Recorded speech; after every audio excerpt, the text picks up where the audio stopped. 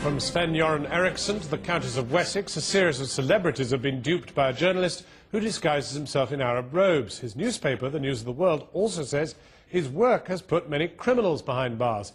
Now, Mazhar Mahmood's identity could itself be exposed after a legal victory by George Galloway. The News of the World has decided not to appeal against the ruling, so the Respect MP is now free to release photographs of the man known as the Fake Sheikh. Darshana Soni reports.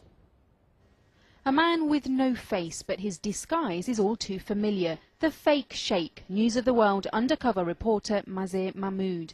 But could he have met his match in gorgeous George Galloway, an MP who recently described himself as a bit of a catch? I think it was always going to happen that one day somebody, after all these other people got dumbed by the Fake Sheikh, that somebody would recognise him. And it's just rather sweet that it is George Galloway, because George Galloway is the sort of person who's going to make a lot of hay about it, and indeed has done.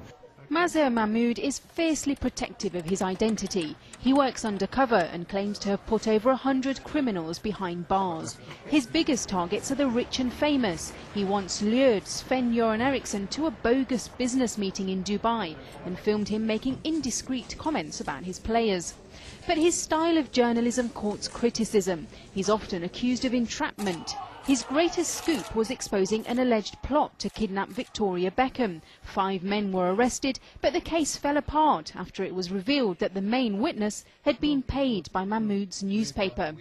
Could the reporter be losing his touch? When he invited George Galloway to a business meeting at the Dorchester Hotel on Park Lane, the MP, who once dressed up as a cat on a reality TV show, immediately smelt a rat. When Mr. Galloway arrived here for his dinner date, he was met by a man wearing Arab costume who claimed to be an Islamist. Yet he didn't have a beard or seem to know much about Islamic practices. The Fake Sheikh then started to ask Mr. Galloway a number of crude questions about how to fund an MP. The media-savvy Mr. Galloway lodged a complaint with the Speaker of the House of Commons and the Met Police, claiming Mahmood tried to get him to make anti-Semitic remarks. The reporter is used to criticism. Perhaps what really worried him was the threat to print his picture. His newspaper immediately took out an injunction trying to stop publication. The judge realised that the reality is, even if Mr. Mahmood's life is indeed under threat, and that was the evidence before the court, publication of his photograph wouldn't actually add to the danger. The people who he has set up in the past, the people who might be after him, would already know what he looks like. The Fake Sheikh lost his case and his picture can now be revealed. But in fact, it's already been published on several internet sites over the years. His newspaper has asked us not to reveal his identity because Mahmood has received credible death threats. The question, now that he's been rumbled, what disguise will he come up with next? Darshana Soni with me in the studio, George Galloway MP and Nick Ferrari, radio presenter, who's worked for several tabloid papers, including being former assistant editor of the Daily Mirror. And you think that this chap's identity should be protected? Yes, I do. The only people who are celebrating tonight are charlatans, pimps, con artists, villains and would-be terrorists. Your report talks about maybe more than 100 people being put behind bars. I'll tell you, it's 120 villains have been put behind bars, not least people who tried to perhaps make some form of terrorist bomb. They are the ones who are celebrating. I'm afraid it's a terribly dark day for journalism. A great public servant, by the sound of it, George Galloway. The News of the World, that friend of the weak and the downtrodden. The sight of the News of the World huddling behind Mary Bell, John Venables and Maxine Carr, when everybody knows that they would be leading the vigilante squads against such people if they could only unmask them. The idea of the News of the World sheltering behind the right of privacy, the right of pictures taken for one purpose not being used in a national newspaper for quite another, is simply preposterous, and the judge threw their case out, lock, stock and barrel. This man's not a journalist, he's a provocateur. He sets people up. Some of these criminals that Mr. Ferrari is booming about were actually entrapped in the crimes that they committed by this man. In 1999, I spoke about this in Parliament. Well, I mean, there are two issues here. One is the idea of a newspaper going to law anyway against other journalists. But the important part of that is that they used laws that they have themselves try to overturn. In other words, for example, they've wanted the identity of the Bulger murderers known, and they've wanted Mary Bell to be identified. Yes. Now they say, oh, no, because they're protected, we should be protected. Both of those public services, I would say. And we have to realise what Mazhir Mahmood has done. He is not a criminal. He's, to my knowledge, committed no criminal acts, unless Mr Galloway can tell otherwise.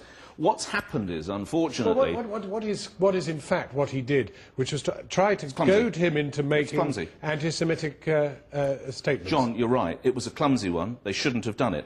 Well, but I don't think it's right. What's the point of it? Hang on. I don't think it's right that Mazhir Mahmood should be remembered for that. It would be the same as, say, remembering somebody who appeared on a television programme because he dressed in a lurid pink leotard and tried to drink milk out of an actress's hands. Well, I'm sure Mr Galloway wouldn't want to be remembered solely for that. You'd have cut even less of a dash in a lurid pink leotard than me. Absolutely. If you want to make it personal, we can. If I want to make it personal. Yeah. Listen, he will be remembered for this and for other disreputable attempts to entrap people into behaviour that they would not otherwise have. They committed crimes, Mr Galloway. Well, I certainly have committed no crimes, but he asked me to. He suggested that he could foreign fund the Respect Party, covertly, through English people. When I told him this was completely illegal and rightly so, he pressed the point, and pressed the point, all the while speaking into a microphone. That's why I've demanded that they publish the text of the conversation. When that failed, he began Holocaust denying, trying to lead me down a road of making anti-Semitic remarks. When that failed, he must have found the bill when it arrived quite a painful one. The Dorchester's not cheap. Now, I think a man who thinks up crimes, then goes looking for people to set them up, to commit them, so that the News of the World can sell more papers and Rupert Murdoch can make more money on which he pays no tax, that is not a public service, and that's what the judge said. Well, now I think you're veering into the realms of fantasy. Mr Murdoch does pay tax, and you know that as well as I do. You want to be careful what you say. 1% And let's tax. talk about the people who tried to sell nuclear waste in an attempt to make a bomb in this country. Are you saying that's not a real crime? Well, you shouldn't well talk done. about, You've just exposed the person who did that. You shouldn't talk about that, because Why? that's a live issue in front of the courts now. And when that there are previous convictions. No, I'm going back to a case 2.5 years ago. What about this fake sheikh? What about this? Let's get back to that. I mean... well, here he is. This is the fake sheikh. Ah, right. That's him in civvies. And this is him in his fake sheikh outfit. I've sent it to the Queen, to every member of Parliament, and to everyone I can think of who might one day be duped by him. I think it's time for him to retire. And it's time for us to say good night. Our main headline...